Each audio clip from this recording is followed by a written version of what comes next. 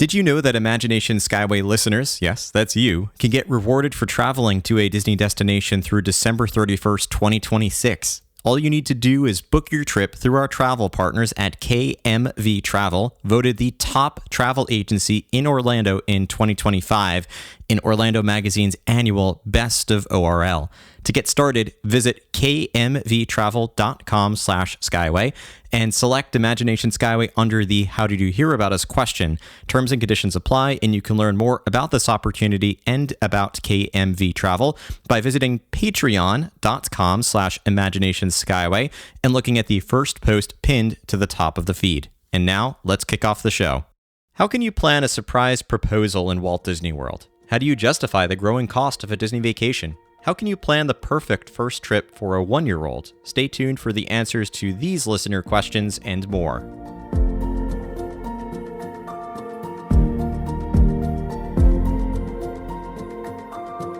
Welcome aboard Imagination Skyway, your guided tour through the worlds of Disney and Imagineering. I'm your host, Matthew Kroll, and it's my job to explore the stories and places we love and the people who bring them to life. While most episodes of this podcast are dedicated to specific topics, about once or twice a year, for this case the first time in over a year, I like to host a listener Q&A like the one you'll hear today. The questions that were submitted for this episode are especially interesting, and I hope you'll find our answers to be insightful, entertaining, and helpful for your next Disney vacation or even beyond your next Disney vacation. I'll discuss what I mean by that near the top of the episode in just a few minutes. As you fasten your seatbelt, I encourage you to take out your mobile devices and search for Imagination Skyway on your favorite social media app. Better yet, if you're looking for ad-free episodes, bonus content, or the ability to comment directly on the podcast, head to patreon.com/imaginationskyway, where you can sign up for a free account or a premium subscription. As we begin our journey, please remain seated, keep your hands and arms inside the podcast at all times, and enjoy your journey aboard Imagination Skyway.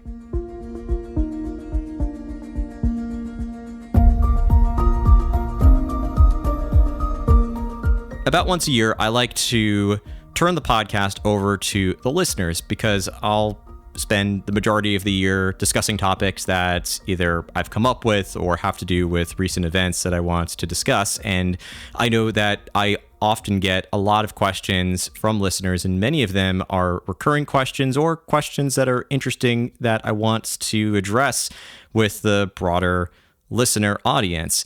To do that, I'm bringing back a guest who was on my last listener Q&A, which is so hard to believe was over a year ago, the time that this is published, and I cannot believe it's been that long. But as a guest, you know very well, I hope, at this point, if you've been listening to the show, which is Kelly Craig from KMV Travel. How are you, Kelly? I'm doing good. I'm excited to be back on here, and I can't believe it's been a year that we've done a Q&A. It's been so long, and it's also been, if I'm doing the math correctly, at least 2 months since you and I have sat down and chatted together, because each of us has been incredibly busy with our own work, family life, everything. So it's actually great to just get to sit and chat with you for the first time since we recorded at Riviera. I think that was the last time we sat down and talked together. Yeah, it's been like a whirlwind of a year, and looking back on it, I'm like, gosh, there was so much that we got to do, and so much that I have to say thank you to you and your listeners for so many trips that I've been able to help Imagination Skyway listeners with. And they're always just so fun because we get to kind of be our little Disney nerds together and talk about things.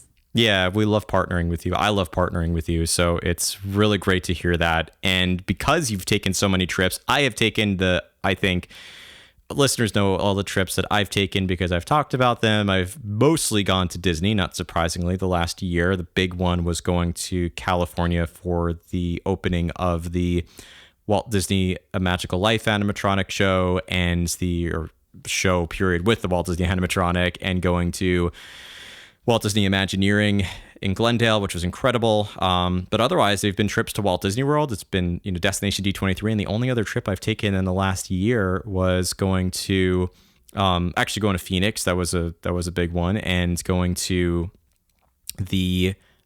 on a road trip to Lancaster, Pennsylvania, taking the girls for their first trip there. It's a place I went to a lot growing up. I'm sure you did as well growing up in New Jersey. It's just right down the road for you. But anyway, so that's a long preamble to me asking, I'm so jealous getting to see all of your travel whenever I follow you on Instagram. I cannot believe, oh, Kelly's away again. Kelly's away again. Kelly's here. Kelly's there. Kelly's everywhere, which I think is so important for listeners to hear, because you don't just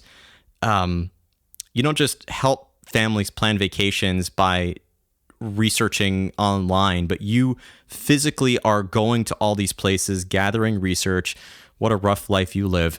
But can you share some of the trips you've taken beyond, of course, being local to Walt Disney World since we last spoke in our last listener Q&A? So say like 2025, what are some of the trips you've taken this year?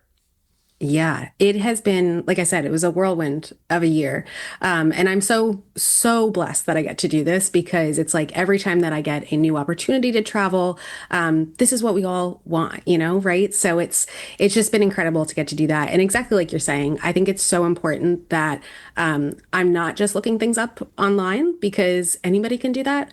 But it's really experiencing it and understanding from, what you do in these places, how can I share that information with families? So lots of different places. I've been to Disneyland several times, so I always try to get out there when we have kind of new things that are going on, especially with, the 70th starting. I was able to go out there for a training with Disney, which was really cool. So kind of got to see some of the hotels that are off-site too, which is always great to see at Disneyland, because there's so many options there that are, just within walking distance. Have done a number of cruises. So actually did a Northern European cruise with Disney, where we were able to go to Norway, Sweden, Denmark. Didn't get to Amsterdam because of some weather changes, but still an incredible trip. We have been to a few different non-Disney destinations too this year. So was invited out to check out some of Sandals resorts, which are all inclusives, both for adult only, they have options, but then also family locations. And then also did my first NCL cruise, so Norwegian cruise, which was really fun. And it's always nice to kind of see the different options that you have, because even though we all love Disney and we go back there year after year, sometimes you have to go other places, right? So able to do that, and then also was able to have a lot of my team members do other things too. So we had team members that took part in Adventures by Disney, others that went to different destinations for Universal. So we really have been all over this year, which is really cool to see. And I was actually looking, and I've traveled at least once a month, this whole year. So hoping to keep that up. But it's been really nice. And being able to just work from my laptop obviously makes it really easy to do that. Yeah, the work from anywhere life is really a blessing. I want to ask, for those who are interested in traveling outside of Disney, the questions we're going to talk about today are all Disney focused, but I think it's great to partner with somebody who loves Disney, and knows the psychology of a Disney fan and can translate that to experiences outside of Disney. Because when I travel outside of Disney, there's a different expectation that I have going to a different city, a different country, a different island. And I want to bring the experience as close to a Disney-like experience as possible in terms of it could be the family nature of the experience, or the feeling of safety, or the feeling of strong customer service, or the comfort, or those adjectives that we attach to a Disney vacation.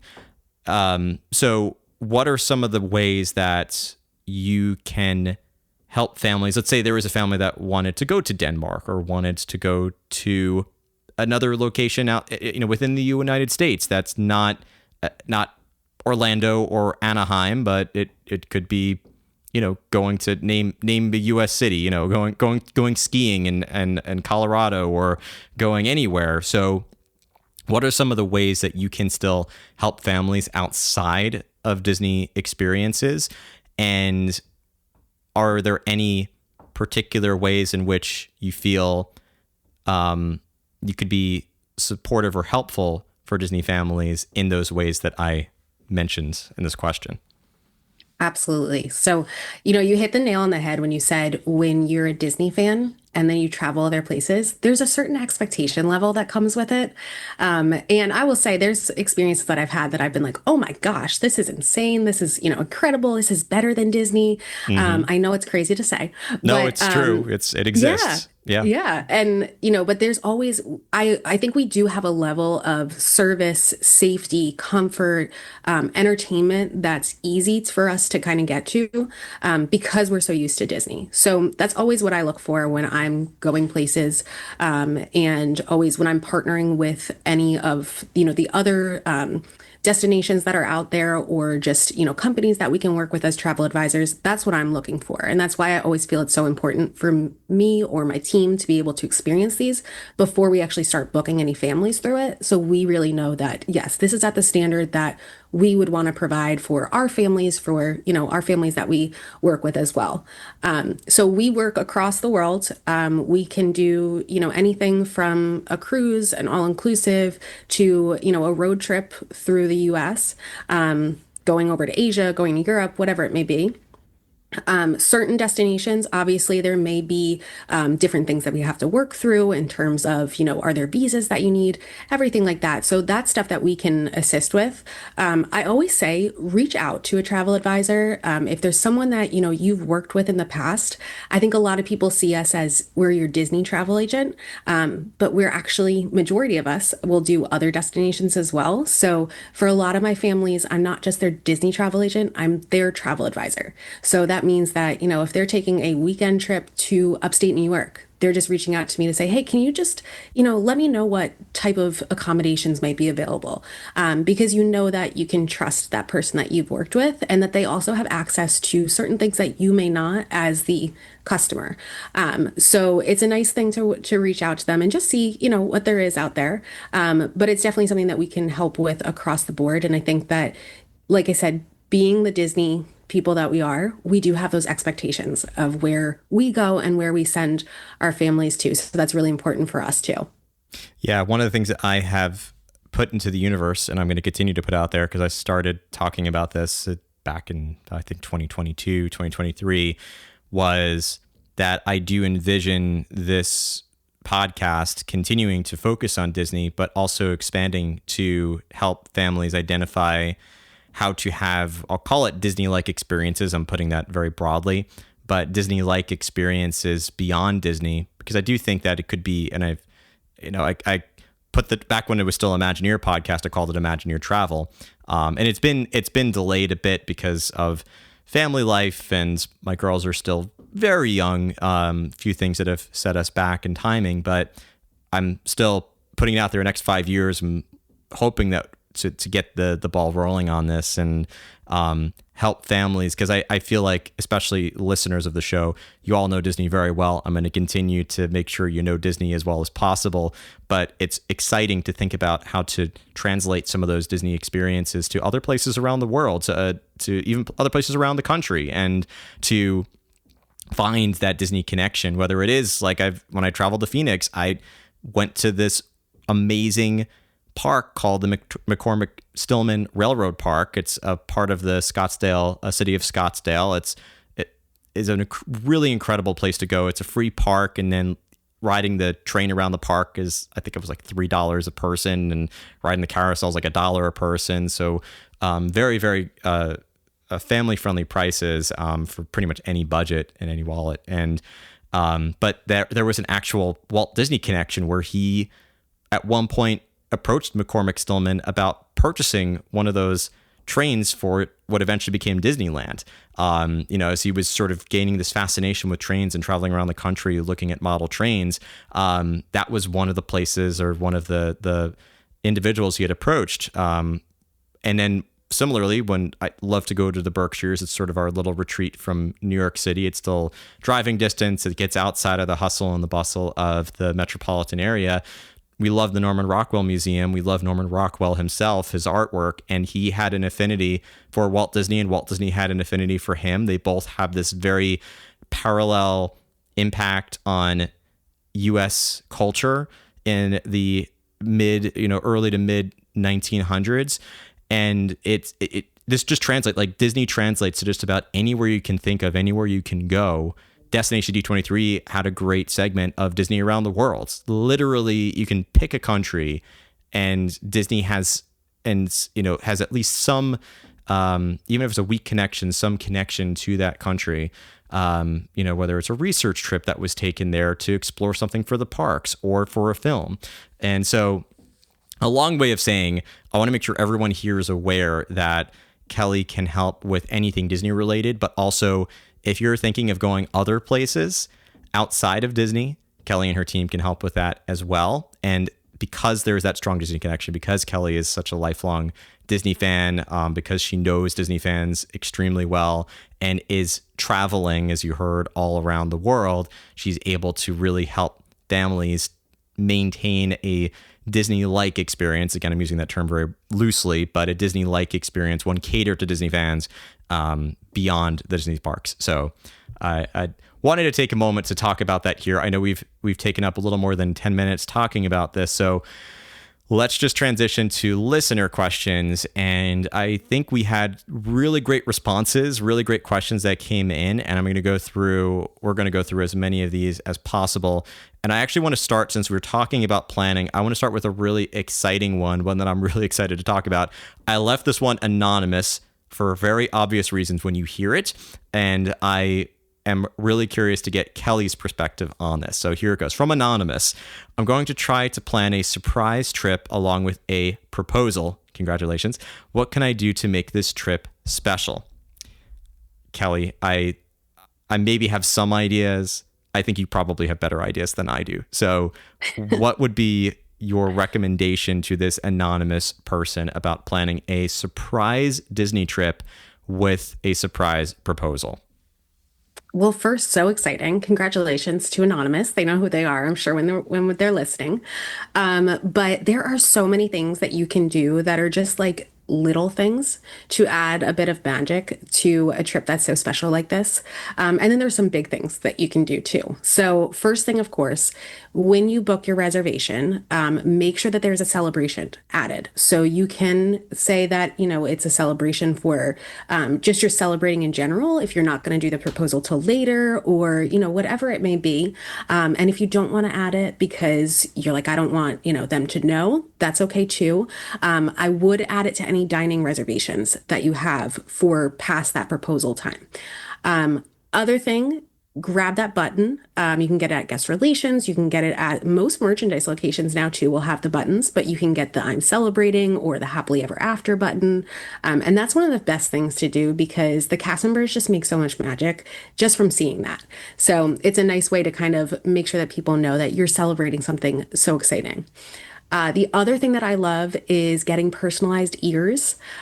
So if you know this is going to happen, maybe you know somebody down there that you can talk to, get that set up for you in advance, or just go over there to the hat shop in Magic Kingdom and you can grab those and get those done. And there is going to be a location in every park that you can get the ears done at too.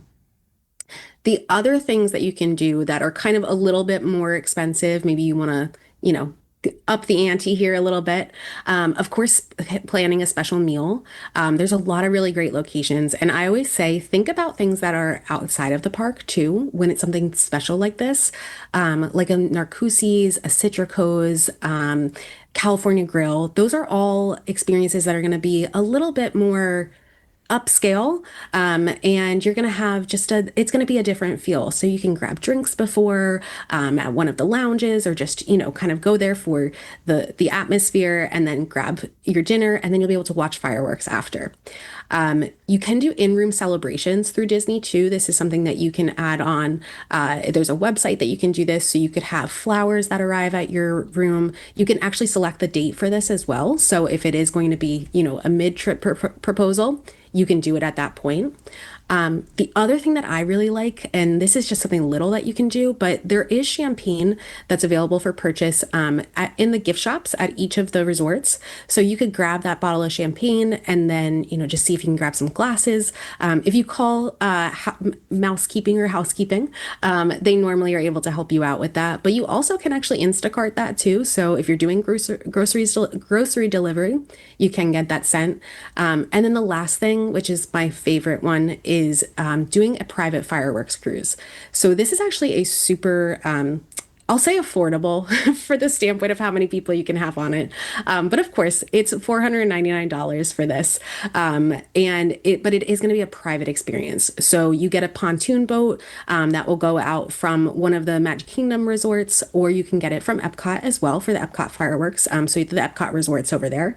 And then you'll have a private pontoon boat that has snacks and some soft drinks available on it. You can bring your own alcohol on if you'd like. But then you get to watch the fireworks from these areas. So you really have the best view of the fireworks. It's just a nice experience that is so different than what you normally have, and it really does feel like you're celebrating something. So there's so many different ways that you can really make this a very special trip.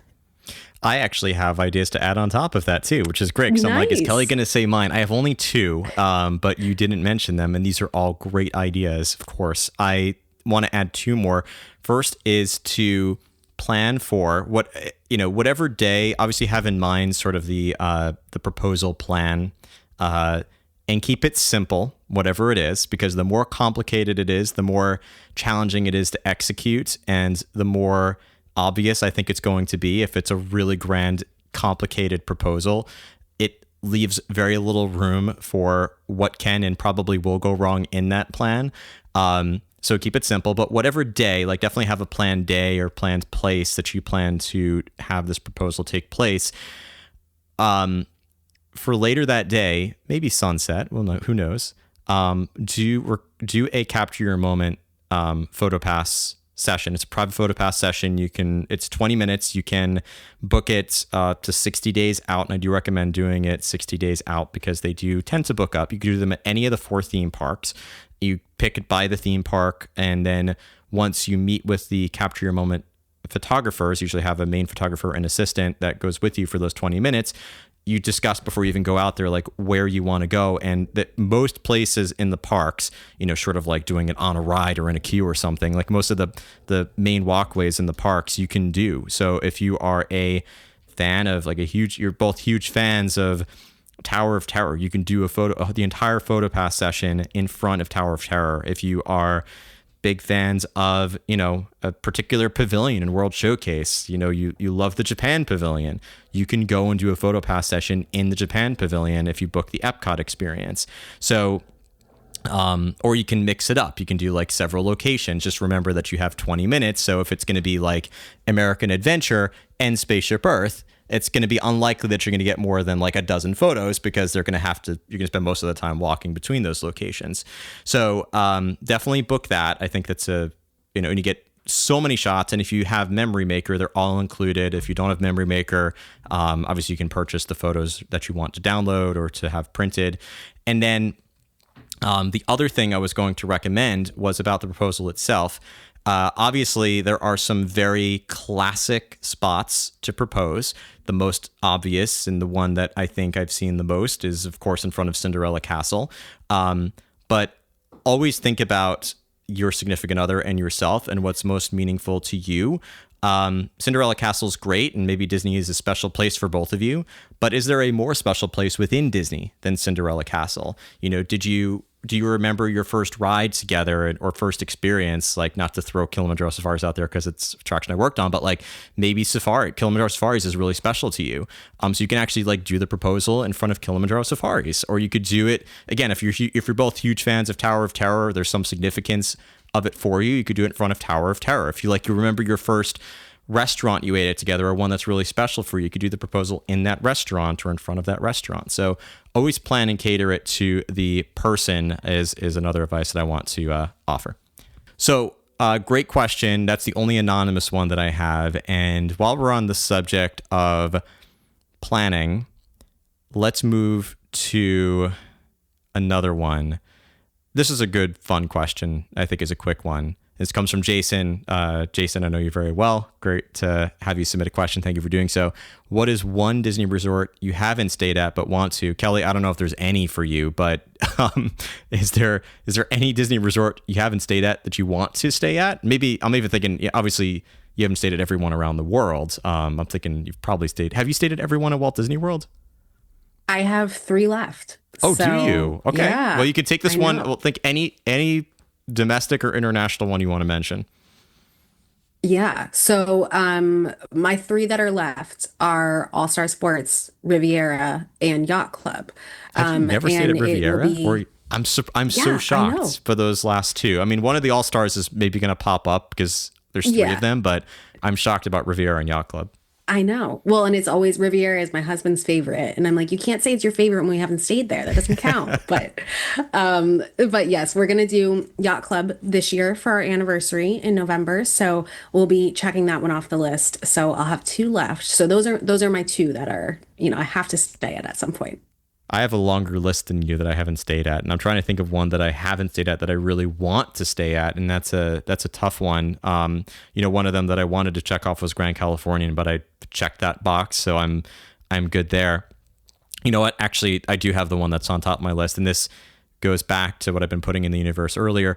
But the Disneyland Hotel in Disneyland Paris is one that's really high on my list. It obviously comes at a pretty high price tag, but it is right at the entrance of Disneyland Paris. It is the is flagship hotel resort that's there. Looks a bit like Grand Floridian with some French flair.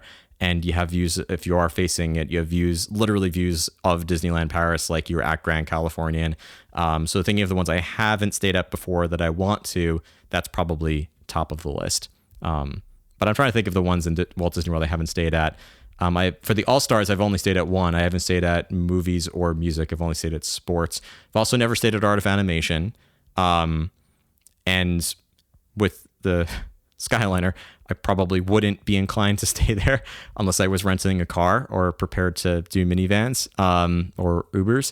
But the other ones I haven't stayed at are mostly attachments to existing properties. Like I've stayed at Wilderness Lodge, but not Boulder Ridge or at the cabins. I've stayed at Polynesian, but not Island Tower. I've stayed at, I think those are mostly it. Actually, no, I think I've stayed at a lot, most of the resorts. But yeah, so as I'm going through the list, those are the ones I haven't stayed at yet. But Jason, great question. And then I stayed at Swan and Dolphin, but not Swan Reserve. So there's a few things in there. I want to go over to another planning question from Raymond. Have you done because this is especially relevant. I think it's by the time this episode comes out, it might be too late, but it's good to start thinking about in the season for next year.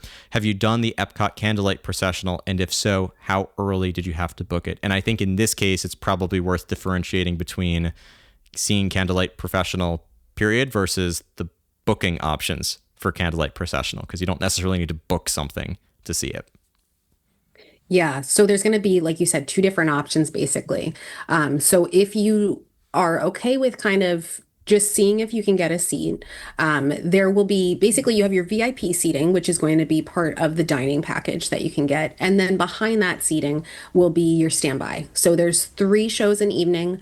And if you want to try to do that standby, depending on who the narrator is, it's going to be like a maybe 30 to 90 minutes you should get into that line, especially if it's like a very one of the really popular ones.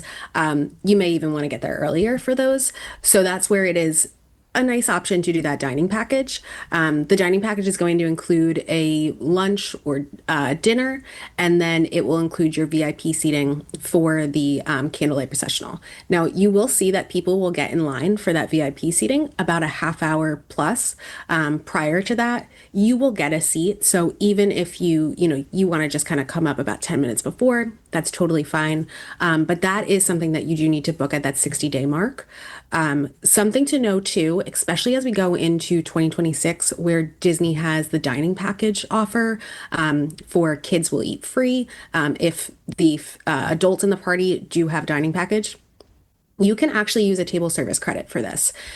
So at most locations in Epcot, the dining package will only be one table service credit. So this is a great option if you are going to try to really stretch that dining package and get the most out of it, or the dining plan, excuse me, to get the most out of it. You can take advantage of this. There's just one location that it is going to be 2 credits, and that's for Le Cellier, which even if you do just the main dining, normal dining without the dining package, that's going to be table service credits. So 60-day mark, you want to make sure that you get on to get that.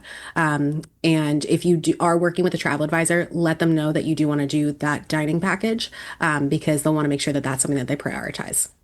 Yeah, I've done the package before, and I ate at Ale and Compass at Yacht Club, and I really thought it was an excellent value, and I love having an assigned seat at a nighttime spectacular, especially with kids in tow. It just makes things much easier because I know that we're going to want to show up at a certain time, and Maggie's going to have to use the restroom, or that's the time that Emily's definitely going to need a diaper change, or, something's going to happen. A kid's going to spit up. Like, there's everything goes wrong. Talk about planning for proposals.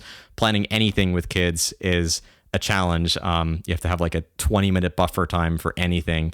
And having the assigned seat, the dedicated guaranteed seat attached to a dining package like this is really helpful. We did the same thing with just, Fantasmic, a very simple show about having the dedicated guaranteed seat for Fantasmic. Granted, we had to show up at least 25 minutes early, if not sooner, before the show started. Still was really helpful that we knew we were going to get something. So the Epcot Candlelight Processional dining packages, I definitely recommend if you're interested in seeing the show.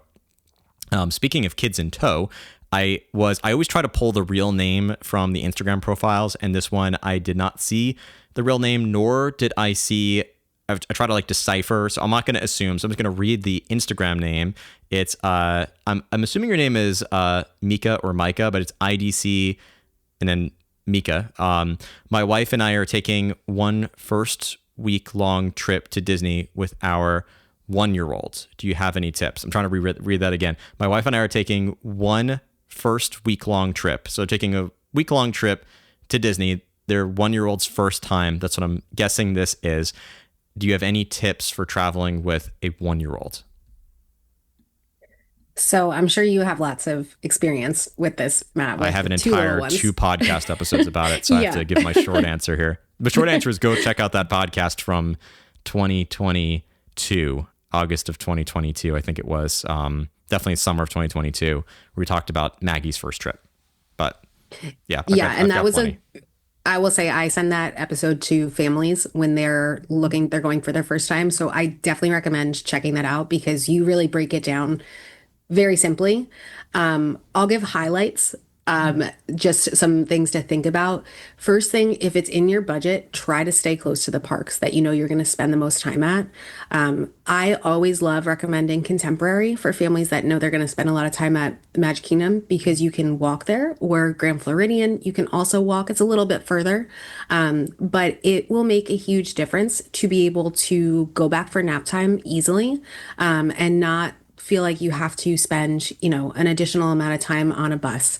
I will say if you can't get that into your budget and, All Star is where it's going to work for you, or Port Orleans, whatever it may be, the buses are still not going to take that long. So not a huge deal, but if you're looking for somewhere that, maybe spend a little bit more, I think accommodations are really a great option for that. Great options. Make sure make sure you know where the baby care centers are. So they're going to be normally by the first aid area in each of the parks. And if you search in the app, you'll be able to find it right on the map. But these are one, they're just beautiful locations that they've created, super comfortable for parents and for the kids. If you need to get extra diapers or there's certain things that you just forget, you actually can purchase them there. And there's some quiet rooms too. So if you have women that are still breastfeeding, this is a great option for them if they want to be somewhere a little bit quieter. But this is just something to keep in your back pocket for when you have to do changes or anything like that. Obviously, the bathrooms will have changing tables, but sometimes that can be a little busy with so many people running in and out. So this can be a really comfortable location for you to go to. All excellent advice. I want to reinforce, especially 2 of the things that you said. Walking distance to a park with a child is a lifesaver. It is worth the extra cost, leaps and bounds, and you will feel that if you ever have to do transportation at a peak time with a 1-year-old, waiting in a line, folding the stroller, just thinking about the Magic Kingdom monorail line.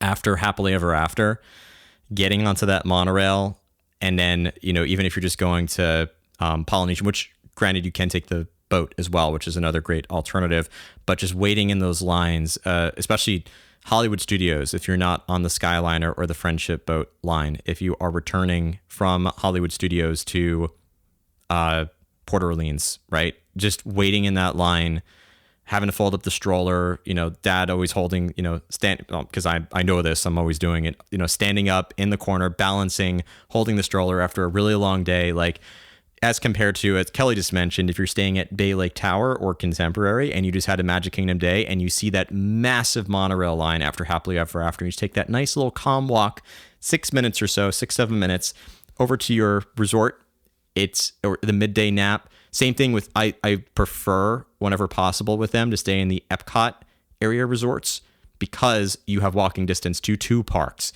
and then quick bus to Magic Kingdom and to Animal Kingdom. And honestly, those 3 properties, Boardwalk, Yacht Club, and Beach Club, in terms of official Disney properties, are really efficient when it comes to running the buses from those 2 parks. And they often, especially during peak times, separate them. So they'll have Yacht and Beach bus and Boardwalk bus, as opposed to Yacht and Beach and Boardwalk, which is more during the off-peak times or from certain parks at certain times of day. They have that. So that's number one. The second thing is the baby care centers. Absolutely the best places to go. If you can plan to do diaper changes in the baby care centers, you will thank yourself for doing that. The public restrooms in Disney are fantastic. Baby care centers equipped in every single one of them, but at least but the vast majority of them. But the baby care centers are cleaner, they're quieter, there's several changing tables.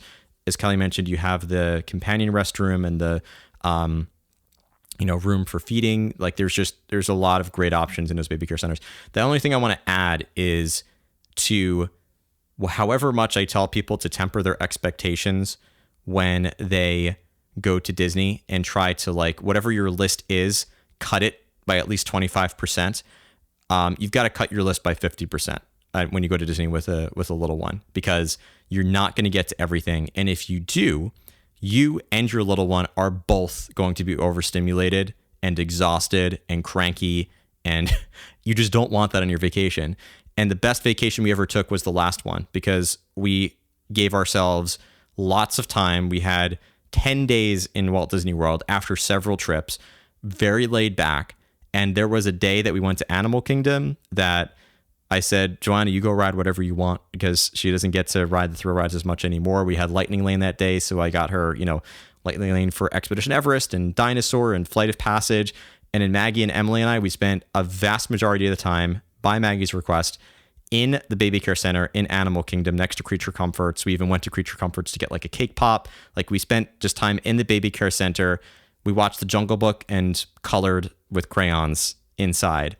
And it was like one of the best days. And you would think, why am I going to Disney to do this? But it's still time together. It's bonding time. There's no responsibilities waiting for me. I don't have a pile of dishes mounting up in the kitchen. I don't have laundry that needs to be done.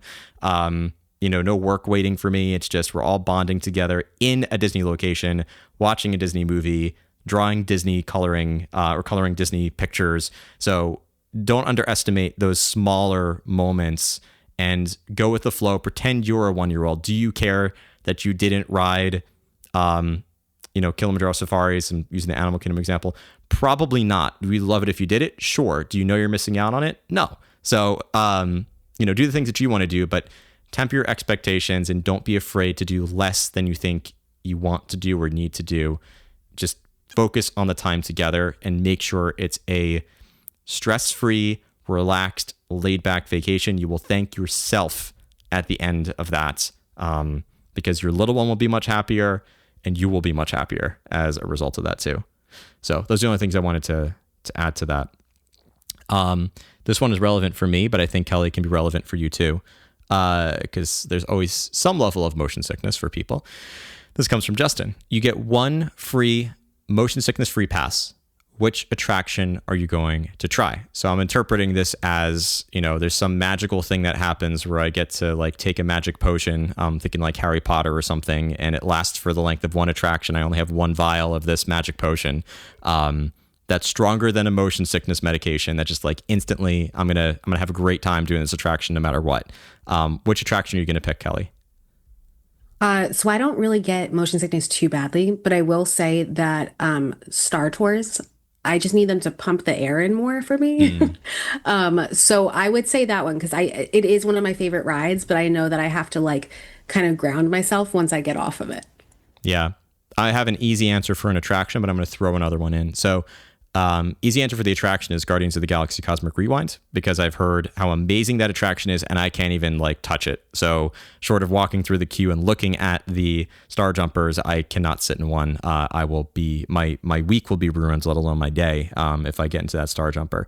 But I'll also add Disney Cruise because if I could, I think that's I've been trying to work through like how can I guarantee getting on this cruise without getting motion sick, which is really hard to do. If I could guarantee it for that duration, then I would be happy. I'd be able to go with my wife and daughters who love to go, and I would not feel anxious about getting onto the ship. Let's go to a couple of non-travel related but still interesting questions, and then I have maybe a couple more travel related questions we can get to. What's one movie, ride, or Disney update you are most excited for in the next 5 years? This comes from Andrew. Well, I had so many for this when I I read this know there's a question. lot. It was, yeah, there's so much that's going on. But I will say, as a Star Wars fan, and just I love everything that is Star Wars. So I'm very excited about all the new movies that are coming. I've been like waiting for that opportunity to go see another Star Wars movie in the theaters. So I'm very excited about the ones that are going to be coming out.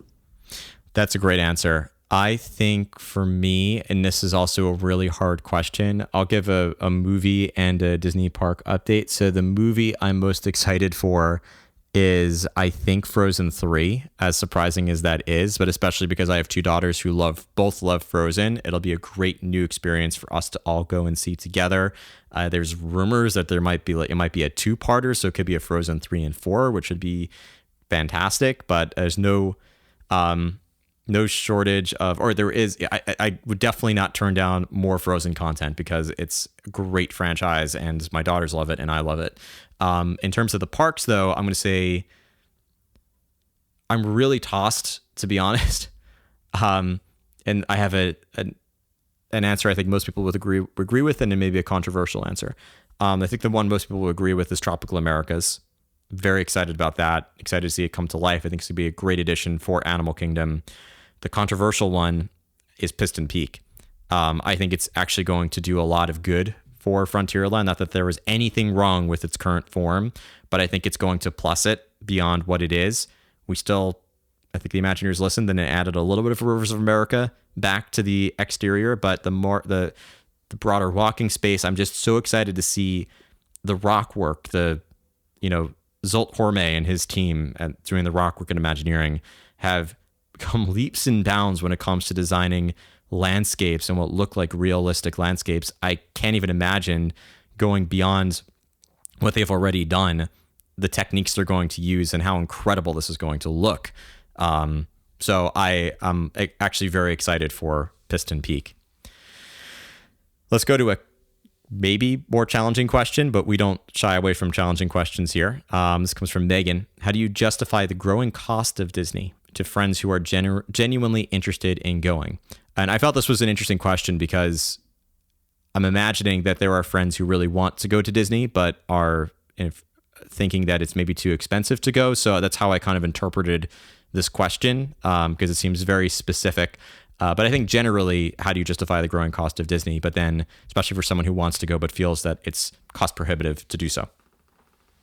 I think it's a great question, and it's one that I mean we deal with a lot as travel Yeah. advisors because you get families that are, especially like young families that are still kind of growing, and they want to take their kids at a certain time because they want them to have this experience, but how do they do that in a way that isn't going to impact them negatively financially?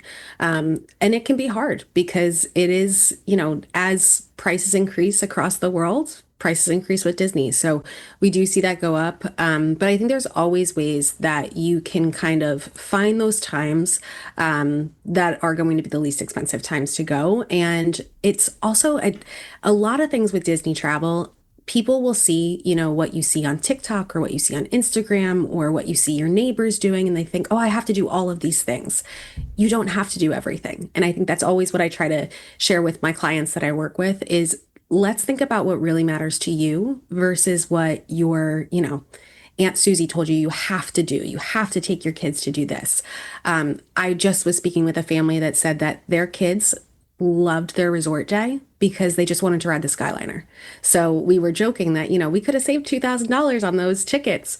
But it is things like that. It's, maybe the trip that you go isn't doing 4 parks in Disney World.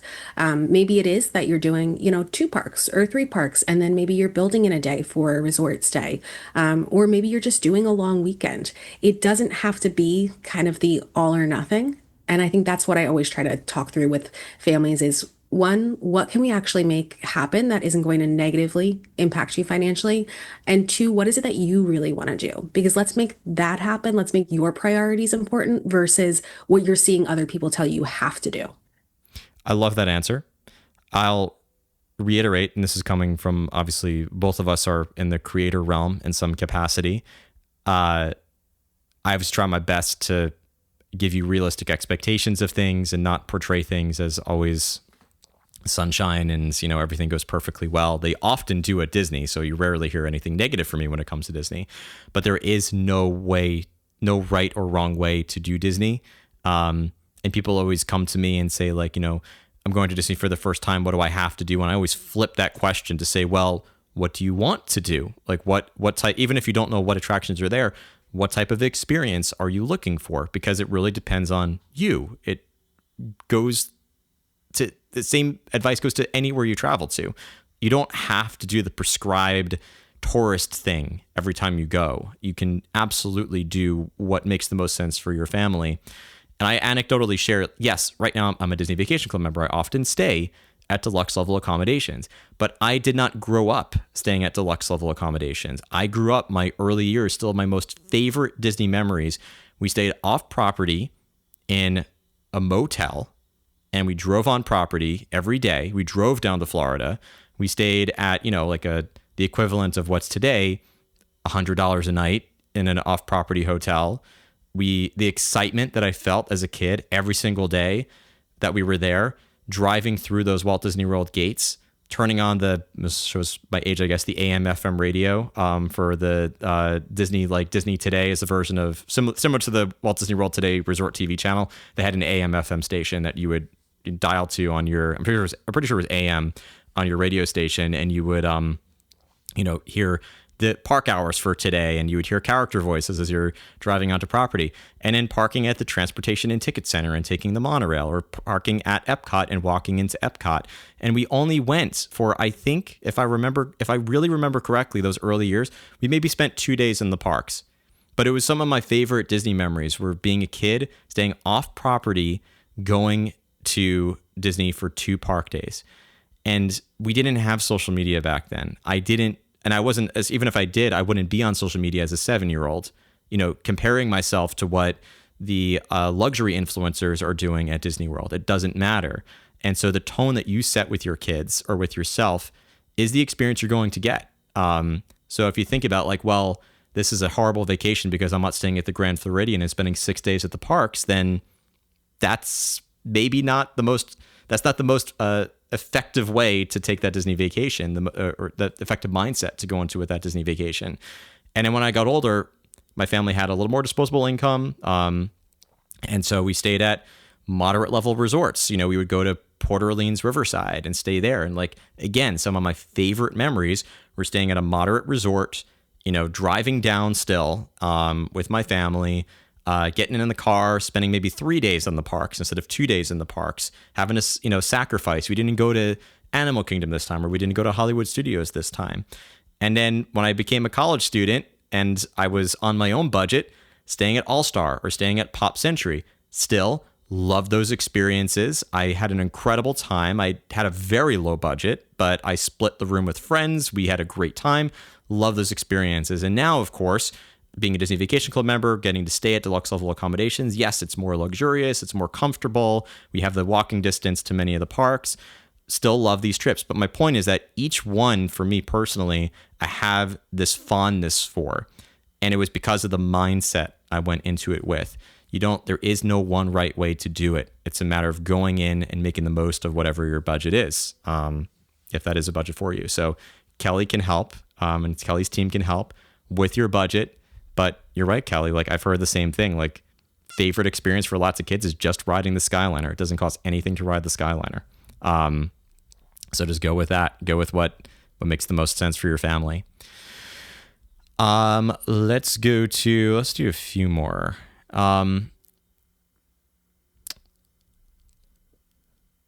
Alec, what is something you haven't done but really want to do at Disney? I have my answer here. So I said there's a lot of things that I still have on my list, even though I have I a live ton here. too. Yeah.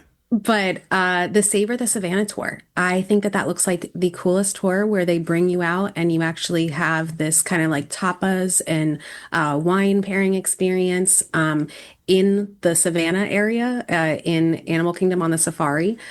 So that's at the top of my list.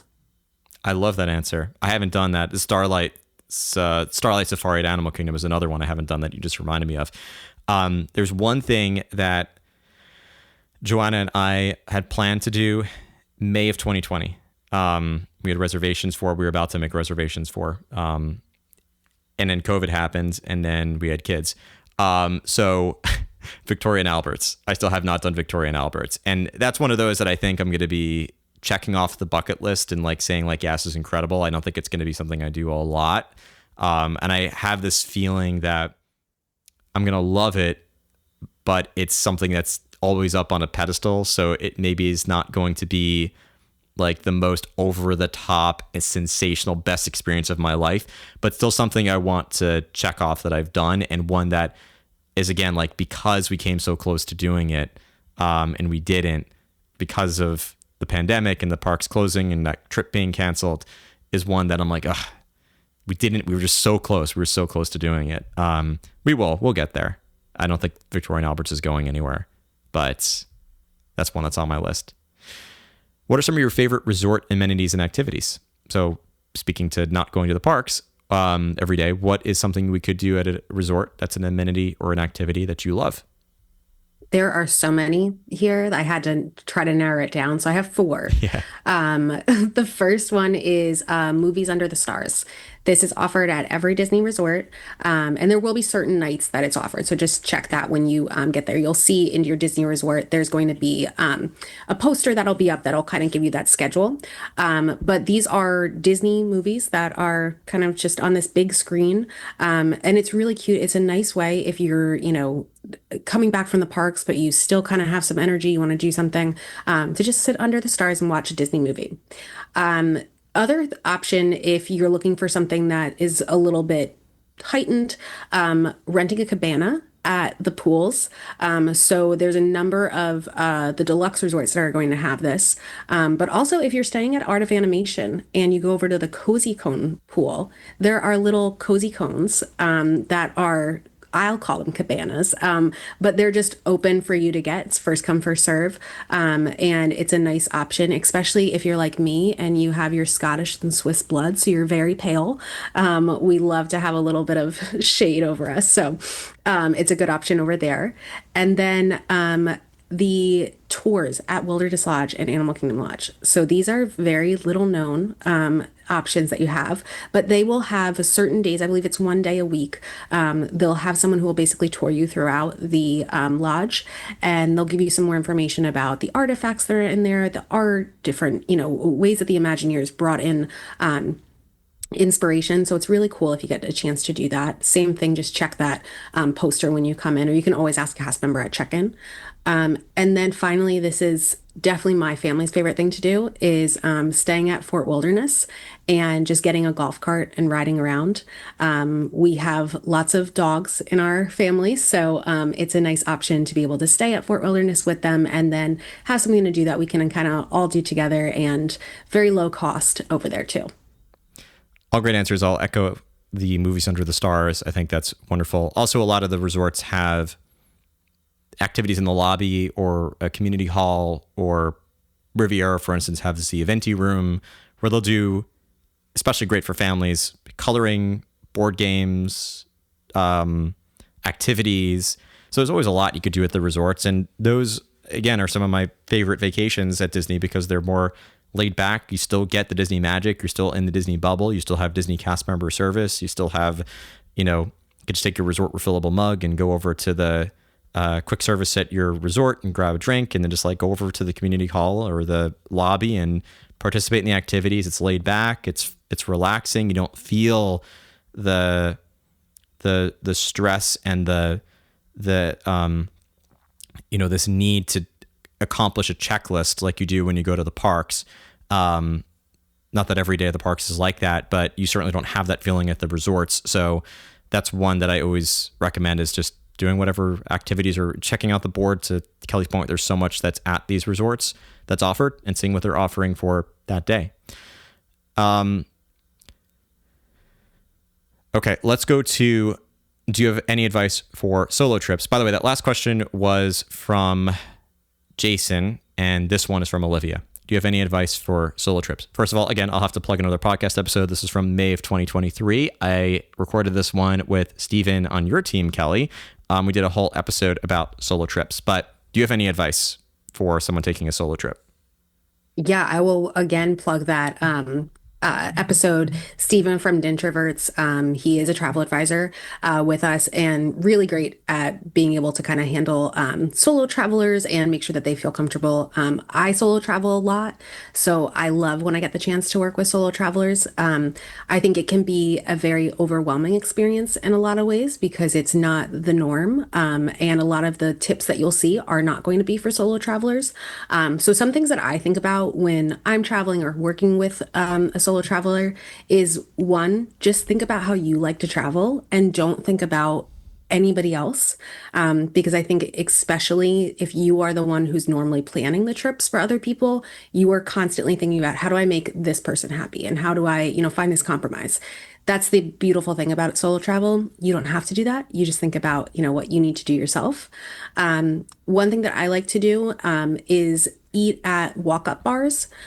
So a lot of the restaurants like a Citrico's, you can do Nomad Lounge. They'll have bars that are not going to be reserved seating. They're just going to be walk-up, and you'll get the full menu that you can order from. If you don't drink, you don't need to drink. That's not going to be a requirement to sit there. But it's a very low-key place that you can get a sit-down meal, but not feel like, sometimes it can be uncomfortable to sit by yourself.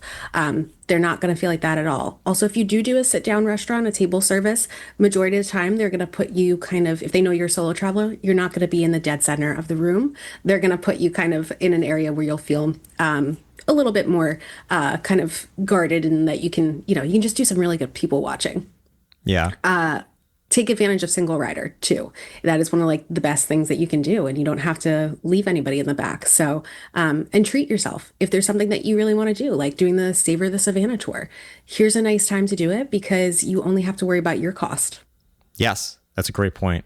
Yeah, we've talked about, again, a lot of this on the show before, so I'll refer you to that episode and to some of Kelly's points. But the bottom line is, you have the freedom to do whatever you want. It's all on you. So plan the perfect Disney trip for you and go with the flow.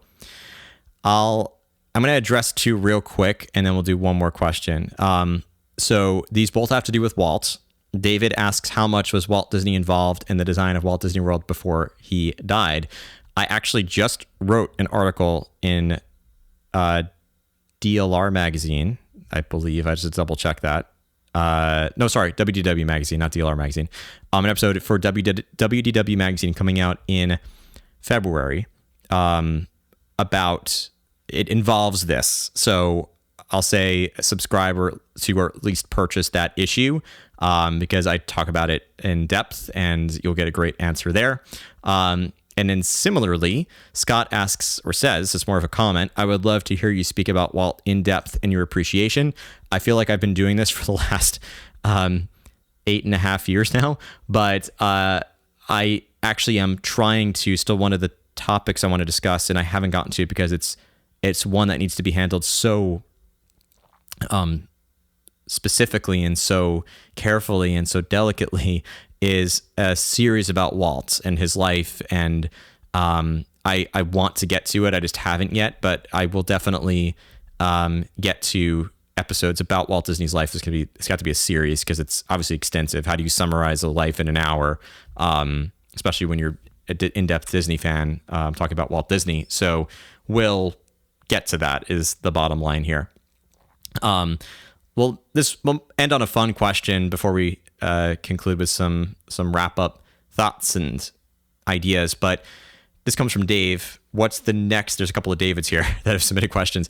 But Dave asks, what's the next classic Disney ride that should be made into a movie? I have my answer, and I'm wondering if it's the same one for you, Kelly. I have two, so I'm cheating a little bit here. That's fine. Two is good.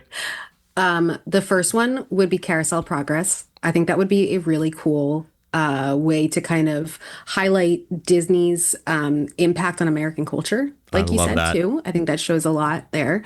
And then also great movie ride. I feel like that could be just so cool, the way that they would bring all these different classics together. And I want it to be set in the actual attraction, though. So if anyone from Disney's listening, I'm happy to send over my script ideas. That's great. You did not give my answers, so I'm going to throw mine out there. Big Thunder Mountain Railroad, because that one has so much lore already attached to it. It is a Disney original. It's not based on any individual Disney film, and so many attractions are. But that one would make for a very interesting story. There's some paranormal activity attached to it. There's like Old West history attached to it. There's like natural disaster events attached. Like there's just so much involved in that storyline. It's very rich and layered, and it could be drawn out into a very exciting film. So I'm not a script writer, so I wouldn't be able to maybe come up with the plot for this, but I think the team at Disney could wrap their heads around this and come up with a really exciting Big Thunder Mountain Railroad film. So lots of questions that we did not get to, but I will perhaps try to get to them either in a bonus episode or carry them over to the next Q&A that we do. But I want to make sure that people know where to go to reach you, Kelly. And also, I plugged this already on the show up until this point, but we did in 2025 have a through our partnership, reward Imagination Skyway listeners who travel to Disney. We are continuing that through 2026. I've got the details pinned at the top post on my Patreon page at Imagination Skyway. Oh my gosh, throwback. Patreon.com/Imagination Skyway, or just search for Imagination Skyway at patreon.com. But essentially, we have rewards if you travel with Kelly's team to a Disney location and indicate that you heard about that through the show or heard about Kelly through the show. You've got a couple of potential gift options that might come your way. But besides that fact, Kelly, where can people go to travel with you, again, to Disney or anywhere else they might want to go? Yeah. So if you are interested, definitely reach out through our website. So it's kmvtravel.com. And Matt does have his own page, so you can just go on and do /Skyway. But also, it's also just noted in our form. So just let us know that Matt sent you.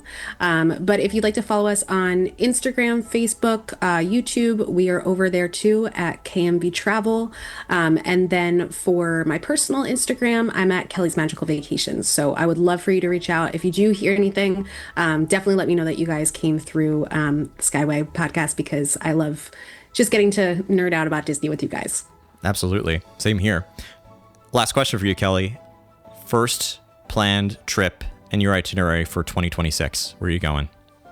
I will be sailing on the Destiny. So looking forward to that and checking another ship off my list. Very exciting. I'll be going to Walt Disney World. That's my first planned itinerary for 2026. Unless things change, that's going to be our first trip of 2026. So I'll see you all there. Kelly, thanks again for joining me for another Q&A, as well as all the other episodes that we do together. And I will, of course, have you back on the show again soon.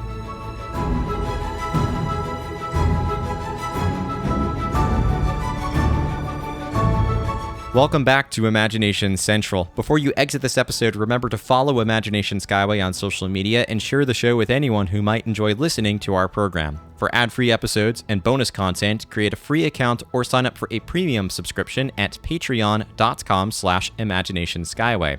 When you're ready for your next vacation, remember that listeners of Imagination Skyway can get rewarded for booking a trip to Disney in 2025 through KMV Travel, voted the top travel agency in Orlando in 2025 in Orlando Magazine's annual Best of ORL. Simply fill out the form at kmvtravel.com/skyway and make sure that you select Imagination Skyway under the How Did You Hear About Us question to be eligible for a special gift from the team. Terms and conditions apply.